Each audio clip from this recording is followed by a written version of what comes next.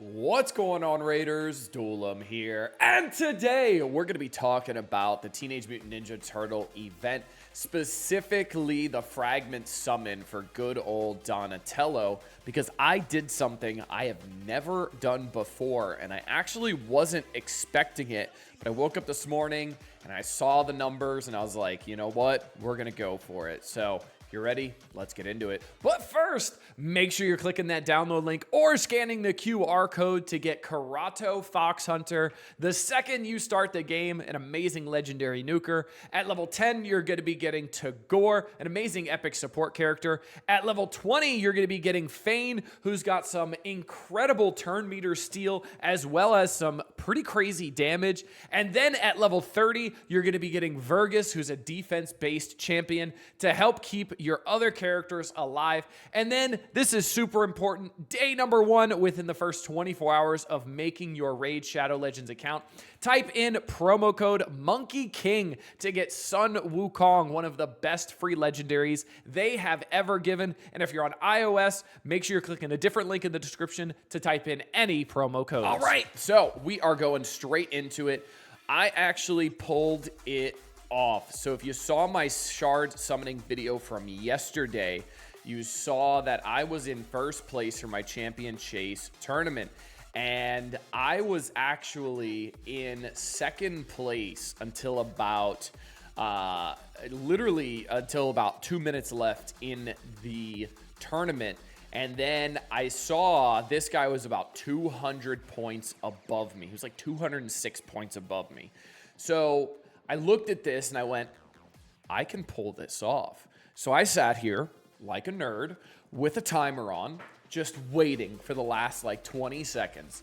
And then I popped like 30 ancient shards and I got like 5 epics from there. And I was able to get 6,164 points in the last 30 seconds. Got that extra about 2,000 points from 30 ancient shards. And now I got 10 fragments for Donatello from this. And this changes things a lot now for me, because we can go over here, we can go to the news, and we can look at the Donatello fragment event, because again, there's 130 champion fragments total. Right now, I actually got 10 extra that I was not expecting from this little parenthesis over here, the plus 10.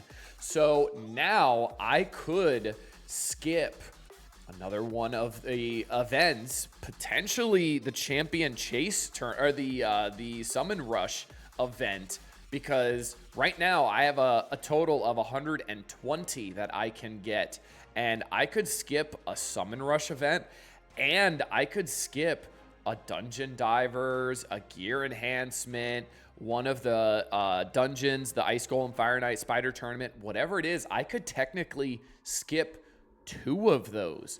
Now, I don't know what 2x drop event, what they're going to do for the Summon Rush event here, or if they're going to do something special for another Shard Summon character, because obviously they had the special for the Sacred Shards here when we were pulling these for April, and they had that 10x drop for her. They also had a 2x drop on legendaries as well. It's not running anymore, but it was a 2x drop on legendaries up to 12%. So it's going to be interesting to see what they end up doing for this, because I may end up just skipping it entirely and saving some of my Sacred Shards, some of my shards in general, for a potential Deck of Fate that's going to come, a Hero's Path that's going to come, that'll potentially use shards to progress to get some split souls for these characters. That I'm sure is going to be something that's going to be coming for these, right? So I have a lot of options right now, and I have never, ever done that before. And I'm curious to see if you guys have ever been able to pull that off. I know it's definitely random when it comes to who is in your kind of shard, I guess you want to call it, like your tournament bracket. But being able to do that is really, really nice. I'm curious if you guys have ever been able to pull that off, or if you guys have sat there kind of waiting, seeing if you could snipe the #1 position and if it's worked out for you, or some horror stories if it hasn't.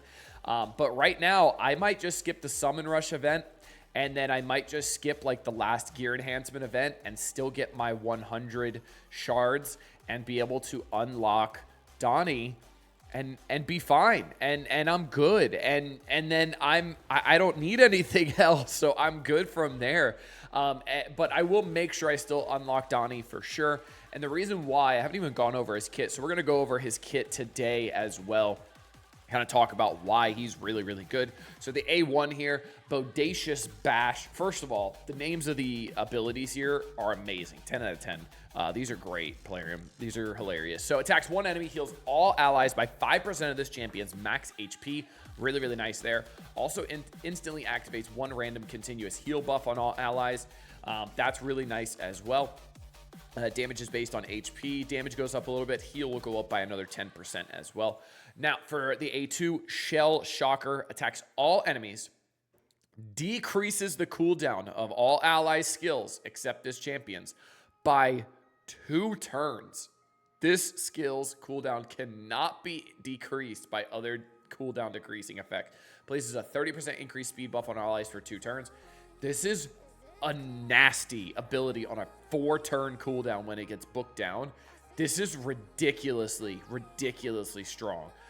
This is really good to keep a lot of your high cooldown abilities off of cooldown for a long time. This is really, really good. Also, you're getting that increased speed buff on all allies for 2 turns. Also insane. Very, very strong. Very good. And you only need 4 books to get the two-turn cooldown, or 3 books to get the 2-turn cooldown as well. So really, really strong there as well. Now, for the A3, Secret of the Ooze, another incredible name.